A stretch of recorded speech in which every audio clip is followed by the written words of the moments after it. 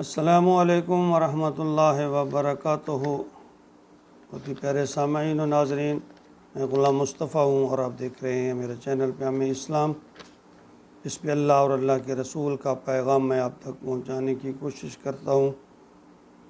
درس قرآن کے سلسلہ میں آج کا ہمارا سبق سورۃ الانعام آیت نمبر 135 پر مشتمل ہے۔ اعوذ باللہ من الشیطان الرجیم، بسم اللہ الرحمن الرحیم۔ قل یا قوم اعملوا علی مکانتکم انی عامل فسوف تعلمون من تکون له عاقبۃ الدار انہ لا یفلح الظالمون۔ پچھلی آیت میں فرمایا کہ اگرچہ اللہ نافرمانوں کو آنکھ جھپکنے کی حالت سے بھی پہلے چاہے تو نیست و نابود کر دے، نئی مخلوق پیدا کر دے، مگر ایسا نہیں کرتا۔ کیوں؟ کیونکہ یہ دنیا دارالعمل ہے، دارالحساب نہیں۔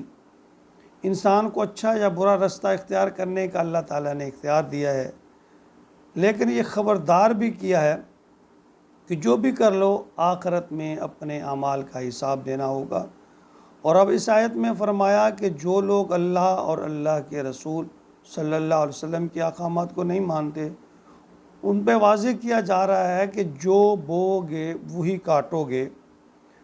فرمایا قل یا قوم اعملوا، کہہ دیجئے میری قوم عمل کرو، اعلی مکانتکم، اپنی جگہ پہ، انی عامل، میں بھی عمل کرنا۔ اور حضور نے فرمایا کہ میں بھی عمل کر رہا ہوں، نیک کام اللہ کے فرمان پر چل رہا ہوں، تم بھی چلو۔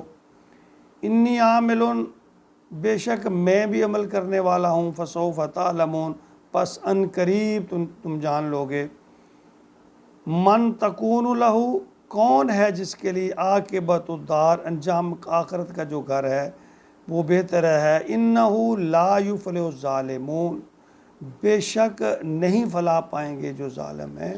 یعنی کیسے واضح انداز میں اللہ تعالیٰ اپنے نبی پاک صلی اللہ علیہ وسلم کے زبان سے یہ فرما رہے ہیں کہ میں خود بھی عمل کرنے والا ہوں اور تمہیں بھی تلقین کر رہا ہوں کہ نیک اعمال کرو، اور جس کے اعمال برے ہوں گے، یعنی ظالم جو ہوگا، اللہ کا انکار کرنے والا ہوگا، اللہ کے ساتھ شریک ٹھہرانے والا جو ہوگا، اس کے بارے میں اللہ تعالیٰ نے فرمایا خبردار، وہ کامیاب نہیں ہوگا، وہ کامیاب ہونے والا نہیں ہے۔ رسول اللہ صلی اللہ علیہ وآلہ وسلم کی واضح و نصیحت کے باوجود مشرکین اور کافرین جو ہے مکہ، وہ اپنے آباء و اجداد کے دین اور رسوم و رواج کو چھوڑنے کے لیے تیار نہ تھے۔ تو اس پر ستم یہ کہ نہ صرف خود کو وہ حق پر سمجھتے، قبول نہیں کرتے تھے، الٹا آپ کو جو ہے صلی اللہ علیہ وسلم کو پریشان کرتے، تنقید کرتے، رکاوٹیں ڈالتے، تو اس سے آپ پریشان ہو جاتے۔ آپ چونکہ رحمت اللہ العالمین تھے تو آپ ان کے لیے قیامت کے دن انجام کے بارے میں سخت غمگین ہوتے۔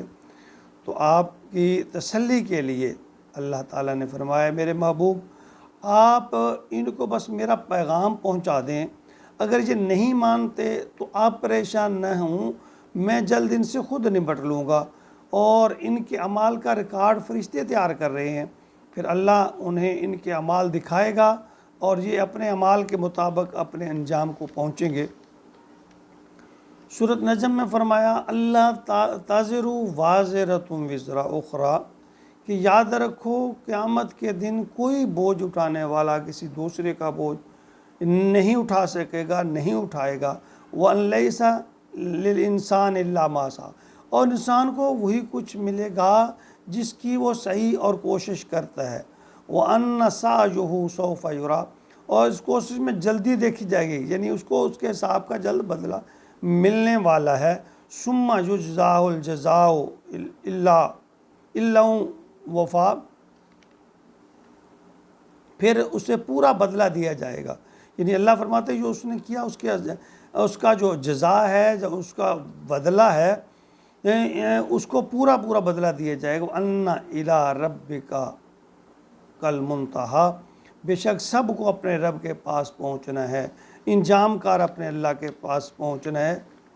یاد رکھیے اللہ رب العالمین بار بار اپنی کتاب میں اور اپنے پیارے محبوب کی زبان سے یہ فرما رہے ہیں، خبردار ہو جاؤ، اس دنیا میں اس بھول میں نہیں رہنا کہ فلاں تمہیں بچا لے گا، فلاں تمہاری سفارش کر دے گا، فلاں سے نسبت ہے تو بچ جاؤ گے۔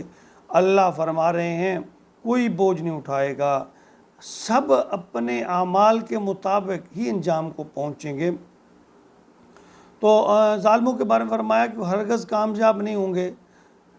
ظالموں سے مراد شرک کرنے والے ہیں اور اللہ کے احکام کا انکار کرنے والے ہیں۔ قرآن میں جا بجا شرک و ظلم قرار دیا ہے۔ بخاری صحیح بخاری میں 4686 میں فرمایا کہ اللہ ظالم کو ڈھیل دیتا ہے یہاں تک کہ جب اسے پکڑتا ہے تو پھر چھوڑتا نہیں ہے۔ جیسے کہتے ہیں نا کہ اللہ کی رسی، اللہ کی لاٹھی بے آواز ہے، یا اللہ رسی ڈھیلی کر دیتے ہیں اور جب اللہ کی پکڑ آتی ہے تو کسی کو پتہ نہیں چلتا۔ تو اپنے محبوب سے فرمایا میرے محبوب آپ اپنی امت کے بارے میں غور فکر مند نہ ہوں۔ پھر وقت نے دیکھا کہ سن 8 ہجری میں مکہ فتح ہوا اور جس گھر سے آپ بے یار و مددگار کر کے نکالے گئے تھے وہاں فاتح کی حیثیت سے پھر داخل ہوئے، اور پھر لوگ جوگدار اسلام میں داخل ہوئے، اسلام کو غلبہ ہوا، فتوحات ہوئیں، بہت سے علاقے زیر نگین آئے، اسلام پھیلا، اور یہ سب رنگ بدلتے ہوئے جو رنگ ہیں زمانے نے آنکھوں سے دیکھے۔ تو سبق جو اس آیت سے ہمیں ملتا ہے کہ لوگوں حالات اور دن بدلنے میں دیر نہیں لگتی۔ اللہ اور اس کے رسول کی نافرمانیوں سے باز آ جاؤ، کیا خبر کب کہاں فرشتہ اجل آ جائے اور پھر اعمال کی مہلت ختم ہو جائے، رجسٹر بند ہو جائیں، اور پھر قیامت کے دن فیصلے تو اعمال پر ہوں گے۔ عقل مند وہی ہے جو اپنے لیے آگے کا سامان تیار کر لیتا ہے، اعمال کا ذخیرہ، اچھائی اور بھلائی کا ذخیرہ، خیر کا ذخیرہ، رضا الہی اور اتباع رسول کا ذخیرہ، وہی کام آئے گا۔ بار بار اللہ تعالیٰ اپنی کتاب میں یہ فرما رہے ہیں کہ لوگوں اچھے اعمال کرو، تمہارے اعمال، یہ دارالعمل قرار دیا اللہ تعالیٰ نے اس دنیا کو۔ تو میں اسی لیے بار بار یہ گزارش کرتا ہوں کہ قرآن پاک کو خود پڑھو، ترجمے سے پڑھو، سمجھنے کی، سیکھنے کی کوشش کرو۔ بہت سارے جو مسائل ہیں، جو باتیں ہیں، وہ ہماری سمجھ میں آ جائیں گی، یا جتنی ہمیں ضرورت ہے، باقی رہی علمی باتیں انہیں علماء پہ چھوڑ دو۔